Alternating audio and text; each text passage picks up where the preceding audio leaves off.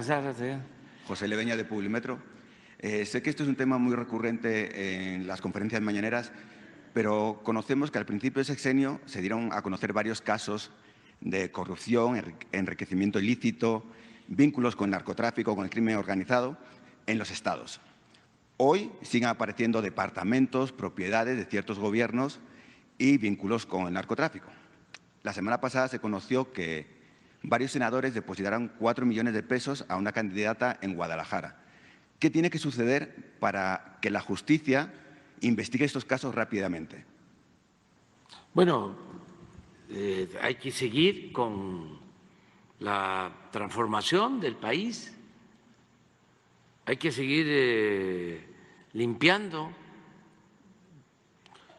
de arriba para abajo como se barren las escaleras, hay que seguir desterrando la corrupción. Yo pienso que es una tarea fundamental, es la principal tarea del gobierno y eso que ya inició, porque no era así, debe continuar, debe seguir adelante. Debemos, todos los mexicanos, internalizar, hacer nuestra la idea de que el principal problema de México fue por muchos años la corrupción, el principal problema de México, sobre todo en lo que nosotros conocemos como periodo neoliberal o neoporfirista. Para destacarlo, hablamos de 1983, desde el inicio del gobierno del finado Miguel de la Madrid, con Salinas, que es cuando se intensifica, porque no se habían atrevido los presidentes posrevolucionarios a entregar las tierras ejidales, las minas, el petróleo, los bancos, Teléfonos de México. Y con Salinas se llevó a cabo un traslado de bienes del pueblo y de la nación a particulares como nunca en la historia. Ahí se conformó una especie de nueva oligarquía, le llamaron Grupo Compacto. Y en ese sexenio, lo he dicho muchas veces, al inicio, en 88, 1988, lo pueden ustedes constatar, la revista Forbes, que publica las listas de los hombres más ricos del mundo, empieza precisamente a publicar esa lista en ese año, en 1988, y solo había una familia mexicana, la familia Garzazada, que aparecía en la lista de los 1000 multimillonarios más importantes del mundo. Una familia, creo que con 2.500 millones de dólares. Empieza la entrega de bienes de la nación a particulares, allegados a Salinas, y al final de Salinas, si ustedes ven la revista Forbes, de el 94, van a encontrar que ya son 24 los multimillonarios, de 1 a 24 los que aparecen en la lista de los más ricos del mundo. Y ya no son 2.500 millones de dólares, sino estos 24 acumulan 48.000 millones de dólares. En ese entonces México ocupaba el 4.º lugar en multimillonarios en el mundo. Al mismo tiempo, en ese sexenio, es cuando se produce una mayor desigualdad económica y social. Es cuando hay más pobres con relación a las minorías que acumulan enormes fortunas. Esa política de entregar bienes del pueblo, de la nación, a particulares que, repito, no se habían atrevido ni siquiera los gobiernos posrevolucionarios,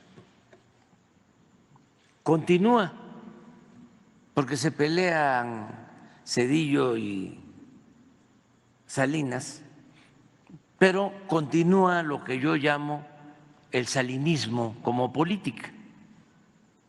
Y Zedillo sigue, es el que entrega los ferrocarriles nacionales, es el del FOAPROA. Imagínense lo que era la política económica en ese entonces, de convertir las deudas privadas de potentados, de la banca, de las grandes empresas, en deuda pública. Eso lo legalizaron, violaron la Constitución como quisieron y al final se pusieron de acuerdo en el Congreso, como siempre lo hacen los del bloque conservador, que no son en sentido estricto representantes populares. Sin embargo, actualmente son empleados al servicio de la oligarquía. Y eso continuó, porque engañaron de que iba a haber un cambio con Fox, y fue más de lo mismo. Y así hasta que la gente dijo basta y se inicia esta nueva etapa. Sin embargo, arraigó tanto del régimen de corrupción, de injusticias, de privilegios, de desprecio al pueblo,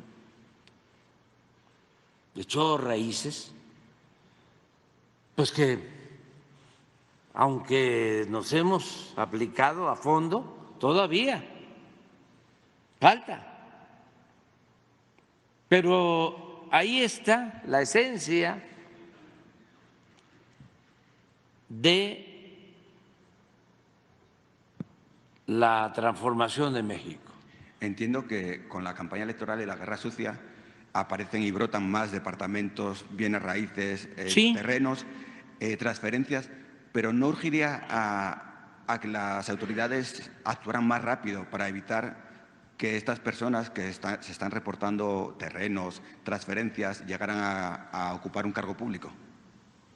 Sí, se avanza, pero hay muchas trabas. Es que es un proceso de transición y lo nuevo no acaba de nacer y lo viejo no acaba de morir.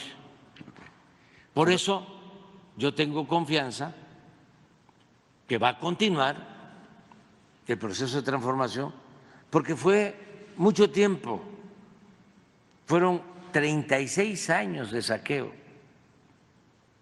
Nunca en la historia de México, lo he dicho también aquí varias veces, y todo esto lo puedo probar, no se compara el saqueo que hubo durante los 3 siglos de dominación colonial con lo que se robaron,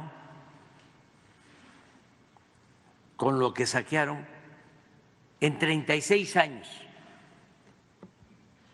de política neoliberal o neoporfirista. Entonces, imagínense el impacto que eso tuvo, porque no solo tiene que ver con lo económico, con lo social. Estuvieron insistiendo para que ese modelo se convirtiera en una forma de vida, que todos aceptáramos la corrupción. Llegaron a decir que la corrupción era parte de la cultura del pueblo de México. Y antes habían dicho de que la moral era un árbol que daba moras y que valía para pura tiznada.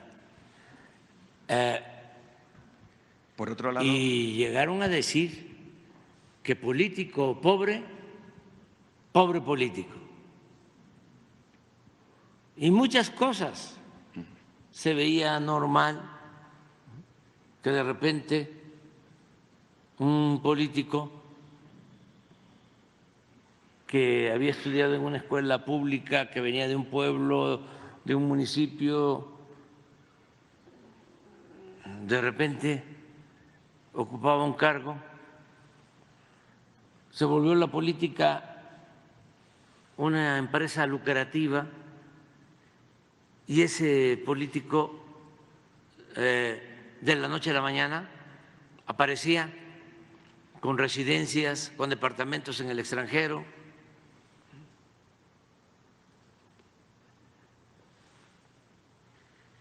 Y el peor de los males, como decía el maestro Silva Gerso, es que no perdían ni siquiera su respetabilidad. Porque en otros países, en España, por ejemplo, hay mucha corrupción, pero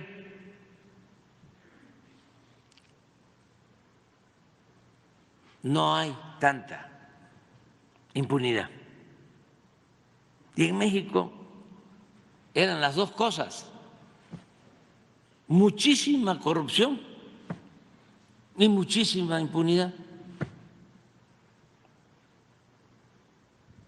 Y claro, falta mucho y hay que continuar avanzando en ese propósito, pero sí se ha limpiado bastante, porque también, si ustedes me preguntan cuál es la principal fuente de financiamiento del gobierno actual, ¿de dónde sacamos para apoyar a los adultos mayores y las becas y para apoyar a la mayoría del pueblo, como se está haciendo? Es a lo mejor increíble, pero la principal fuente de financiamiento ha sido el no permitir la corrupción. O sea, el problema de México no es la falta de presupuesto. El problema de México era la corrupción que imperaba.